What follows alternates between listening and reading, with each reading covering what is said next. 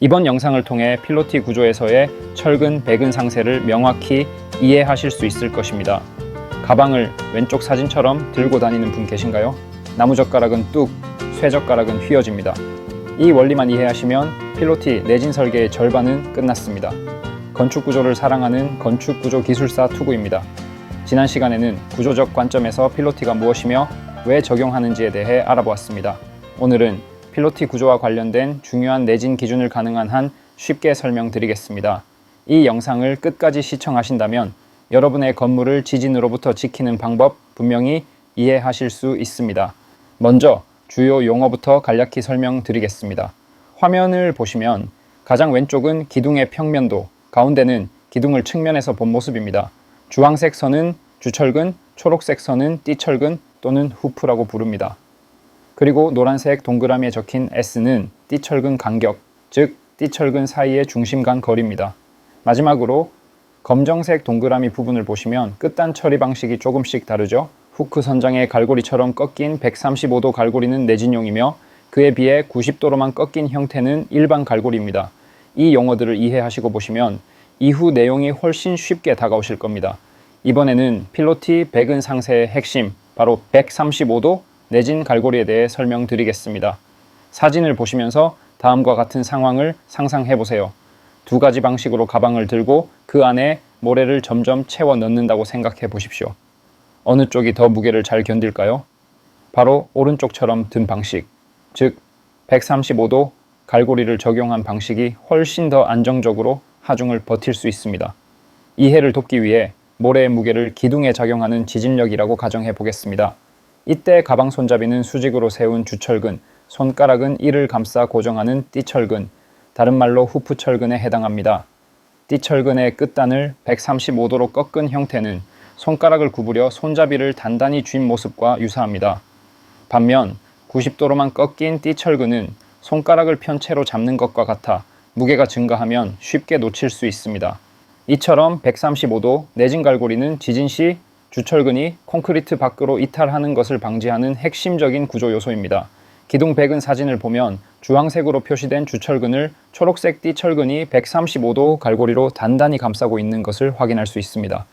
또한 띠철근의 간격 역시 내진 성능에 중요한 영향을 미칩니다. 국토교통부의 가이드라인에서는 띠철근 간격을 150mm 이하로 배근할 것을 권장하고 있으며 간격이 과도하게 넓을 경우 지진 시 콘크리트 피복 파괴 및 주철근 이탈과 같은 손상이 발생할 수 있습니다. 따라서 갈고리의 각도와 띠철근 간격을 구조기준에 맞춰 정확하게 시공하는 것이 기둥의 연성 확보와 내진 안전성 확보에 있어 매우 중요합니다. 포항 지진 때 이러한 배근 디테일을 무시한 필로티 건물은 참혹한 결과를 맞이했습니다. 사진에서 보시는 것처럼 주철근이 제자리를 이탈하면서 구조 성능을 잃었습니다. 이 작은 디테일 하나가 건물 전체의 안전을 좌우할 수 있습니다. 지난 영상에서도 말씀드렸듯이 필로티층, 즉 전이층은 구조적으로 약층에 해당합니다. 이러한 약층에는 135도 내진 갈고리의 적용이 필수적입니다. 반면에 90도 갈고리를 사용할 수 있는 구조 시스템도 실제로 존재합니다. 이전 영상을 보신 분들은 아시겠지만 전체 구조 시스템이 일반적인 라멘조로 이루어진 경우에는 특별히 힘을 집중적으로 받는 약층이 존재하지 않기 때문에 90도 갈고리도 기준상 허용됩니다. 이 부분이 궁금하신 분들은 설명란에 있는 지진과 필로티 1편을 참고해 주세요. 오늘은 핵심만 기억하시면 됩니다. 필로티 구조에서 약층에 해당하는 기둥에는 반드시 135도 내진 갈고리를 적용해야 한다는 점 꼭 기억해 주세요. 내진 갈고리를 적용한 경우와 그렇지 않은 경우 주철근의 거동이 어떻게 달라지는지 예를 들어 설명드리겠습니다.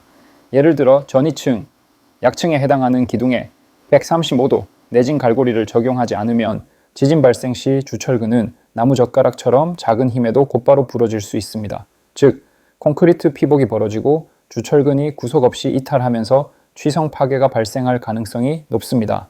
반대로 내진 갈고리를 적용한 주철근은 쇠젓가락처럼 외부 힘에 대해 유연하게 변형하며 버팁니다. 즉, 지진력이 작용해도 이를 자신의 변형 에너지로 흡수해내는 겁니다. 이 원리는 소성인지 개념과도 연결되지만 이 역시 학문적인 내용이라 지금 시리즈에서는 다루지 않고 별도의 영상에서 자세히 설명드리겠습니다. 결론만 기억하시면 됩니다. 필로티 구조에서는 반드시 135도 내진 갈고리를 적용해야 합니다. 다음으로 기억하셔야 할 것은 피복 두께입니다. 피복은 철근을 감싸는 콘크리트의 두께로 철근을 녹과 화재로부터 보호하고 철근과 콘크리트가 함께 거동하도록 돕는 중요한 역할을 합니다.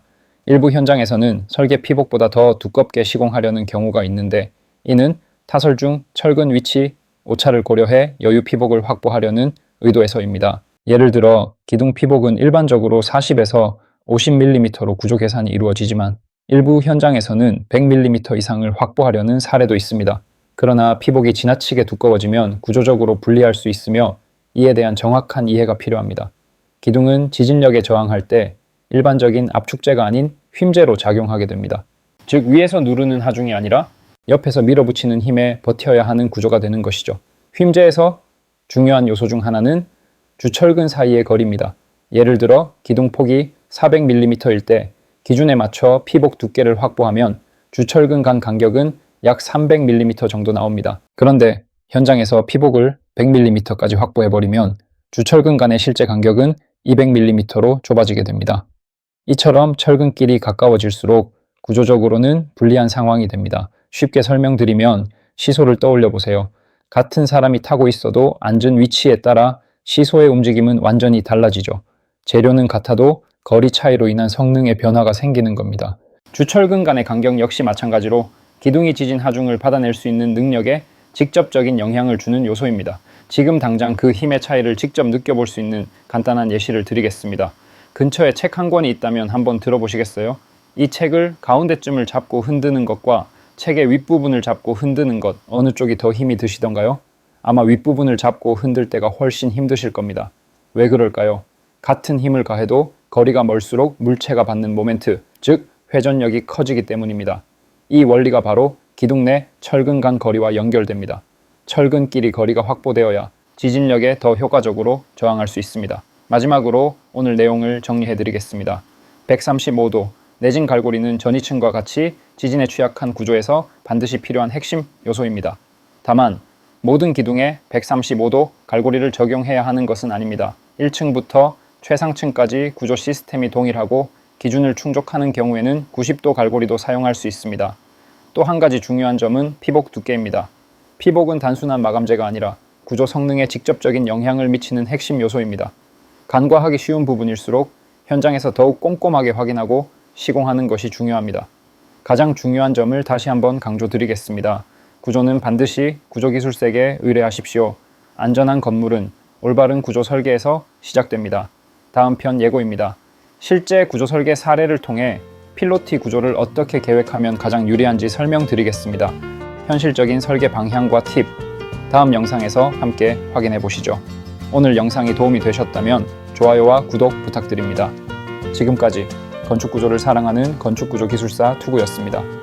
다음 영상에서 뵙겠습니다.